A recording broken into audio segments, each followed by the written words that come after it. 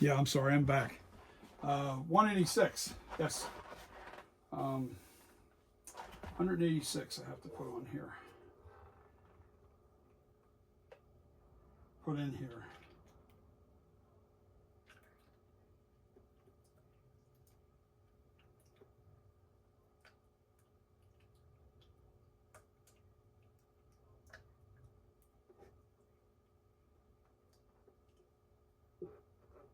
Okay. I don't know if it's over a little bit. It can be over just a little bit. You just can't be too far over.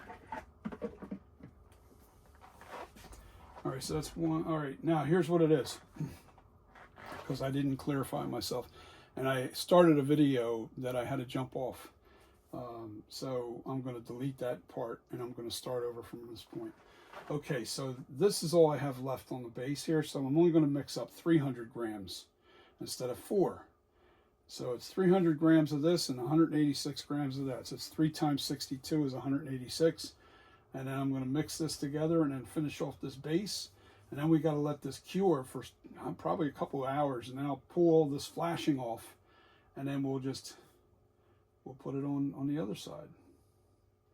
Yeah, man, we're doing it. We're doing it. I might just leave the flashing there and then just take it off. You know, I might take it off. No, I'll leave it on there and I'll take it on, because you can seal this together. It's not going to really make a difference. Okay, so let's get this thing started mixing here. Let's mix this. All right, so we got this in here.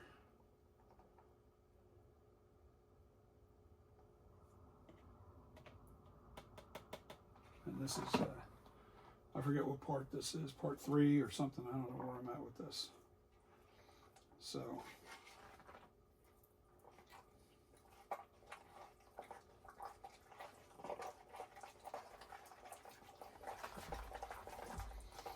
I'm moving along a little bit quicker with this now because there's not as much material inside this little bucket. Oh, and I also found out that this doesn't stick to the plastic. I forgot. I was like, wait a minute, I remember cleaning these buckets, but I have to let this stuff completely harden, and then I can pull it out of those old other buckets. I'll be able to reuse those. So that's a good thing. Because these are, you know, they're not real expensive, but they're, you know, you're still spending like $2 to $3 per container, you know, to do this. And, you know, you don't want to spend that kind of money and, you know, $20, $25 in pails that you can't reuse.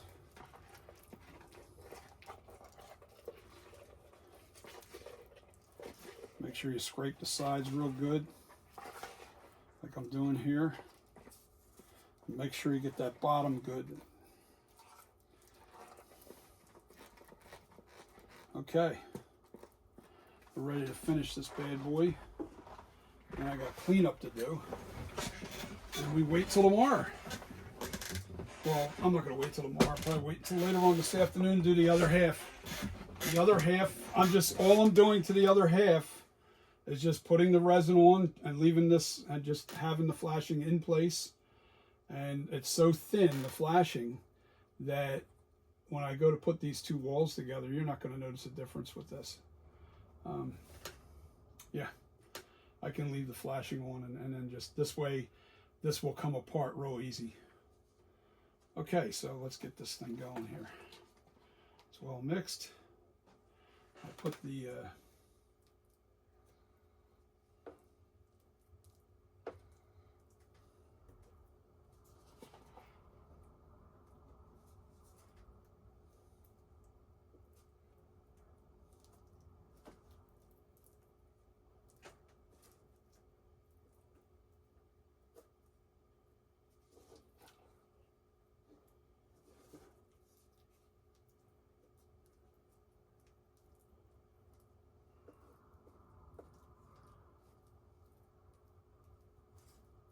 I do want an outer wall. I want it to be like that. See what I'm doing here? Push this material into this area. Let's get all that in first. And this will adhere to itself as long as it's not too cured. You don't want it to be over cured.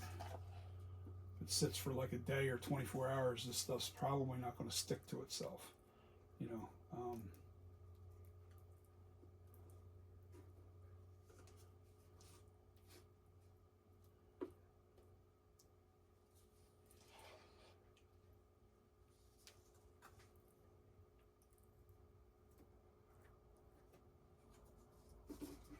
just get rid of the pockets of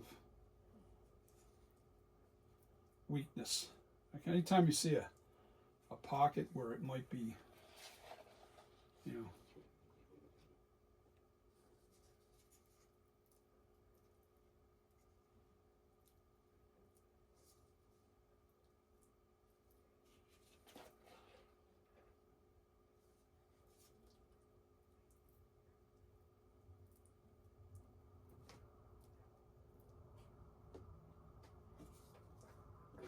if I see anything like this area here, there's a spot here that looks really thin.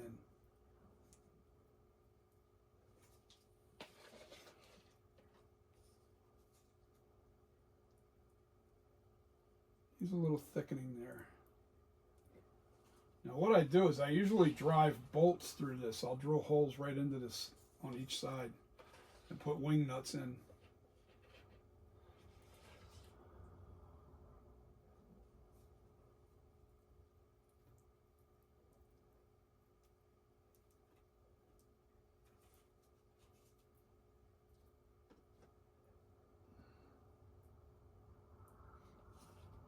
I'm going to stick that clop right in there.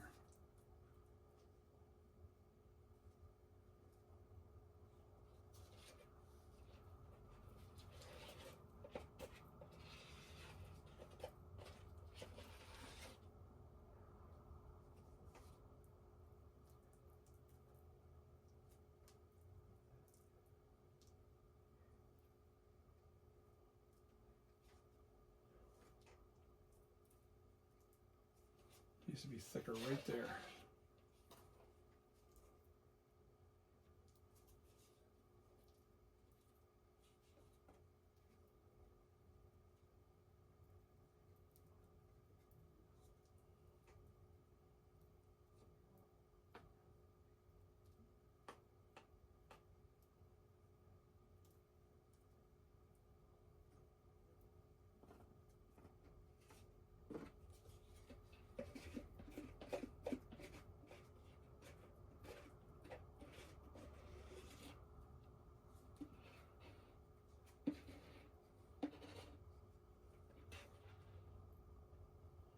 Waste nothing.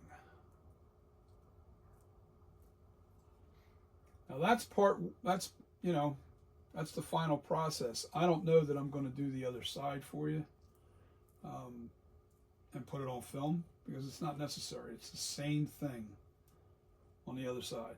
That's it. And then I'll come back and show you the process.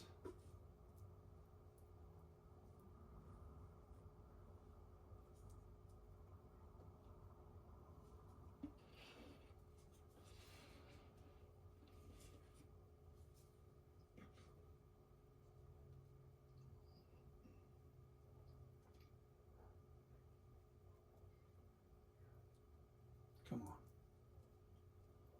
Maneuver for me just a little bit longer. Just making sure that this rim here is thick. Okay. I cleaned up the edge there. And what I'm going to do now is just kind of wipe away anything real sharp. Now, I'm still going to have to sand this a little bit to keep the sharp edges from cutting you, because this is like glass, man. When this is done, this resin gets like a really sharp and really rigid. It's like plastic. Hard plastic is when it's hard. It is hard plastic.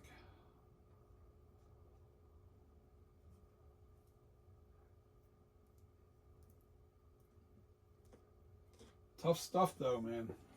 Tough stuff. Okay, so we can leave that there since I don't have to throw it in a can. And we can kill that. That's off. Now I got to put the hard lid back on there. I still got a half a bucket here of resin. We should be really gold. We should be should have a really nice finished piece here when this is all said and done. And this will give me a perfect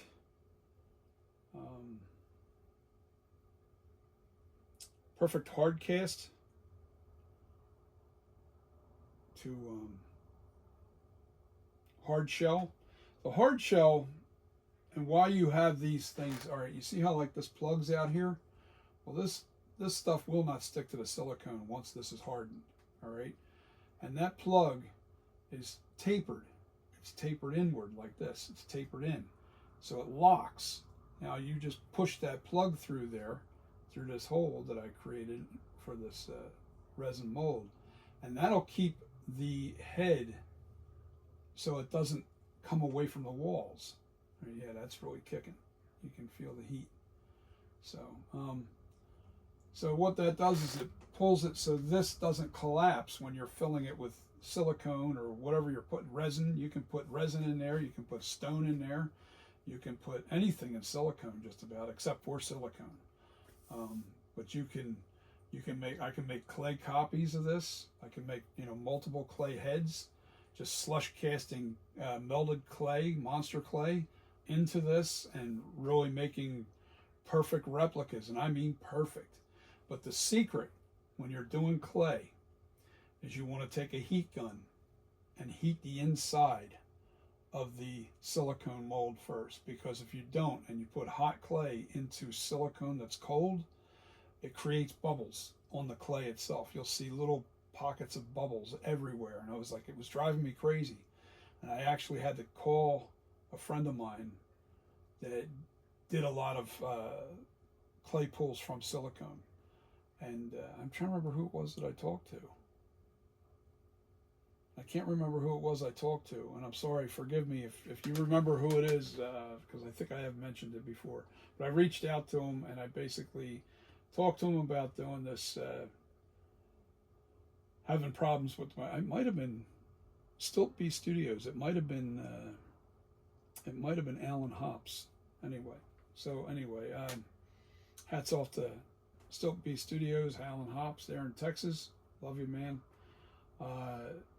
Anyway, basically, you heat up the surface this way that the surface of the silicone is warm. You want it real warm. You don't want to burn the silicone, you know, when you're heating it up. I mean, it takes a lot of heat. The silicone is designed, I think it can withstand up to like 350 degrees or whatever.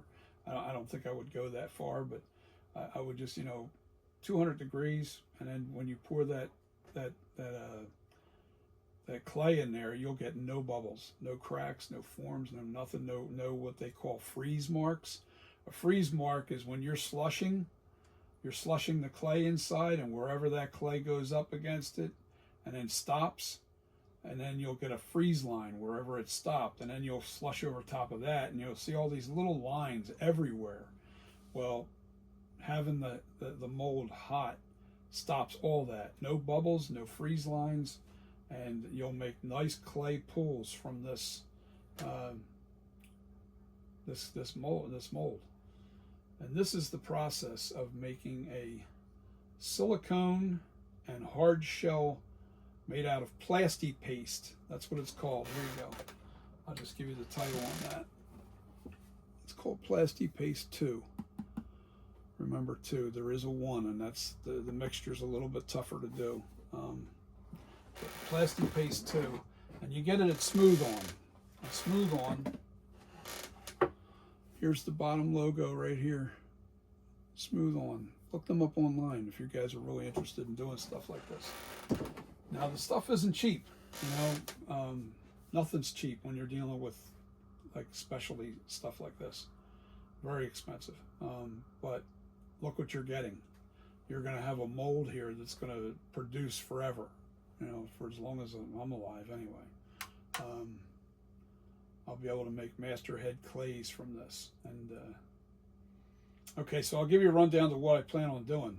Once I do this, and I make my V2 flashback mask, all right, I'm going to use that flashback. I'm going to make several clay copies of this flashback mask from this mold.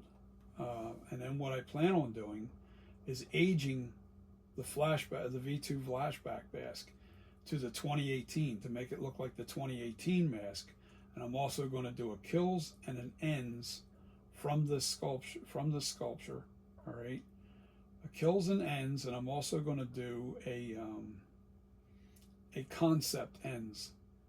You know, I love all three of those masks. The mask that they made for those movies, hats off to Christopher Nelson. Absolutely amazing work. I love all the masks that he made for the new series, the new, I would say, trilogy of, you know, the three movies, the three Halloween movies. They really did give you a good presentation of the actual Shatner mask. They don't look like the Shatner, but they give you the features that gave you that mask. It gave that mask such a creepy look. And when they aged it, it just took it over the top. You know, now mask, latex doesn't age like that, but it still was cool. It was almost like a zombie effect to the actual mask. So I loved it. I like what he did. I think it was original. I think you know, for hats off for being original. You know, the thing is, you know, it's really tough to try to mimic something, but yet make changes to it so you can still call it your own. And what I actually think is, and I actually feel like the flashback mask, I like the flashback mask better than the original. How messed up is that? You know, the original mask has been like everybody's go-to, but the flashback to me is just really cool. Such a cool mask. And I like the original too. Don't get me wrong. I always love the original, you know, but I think as a piece of work on its own, it's absolutely amazing work. Christopher Nelson, you have grand slammed it out of the park fivefold. Just amazing. And then just your aging process of going into the kills and the ends mask. Really cool, man. That was so cool. Really love it. So Christopher Nelson, if you ever see my videos, hats off to you, buddy.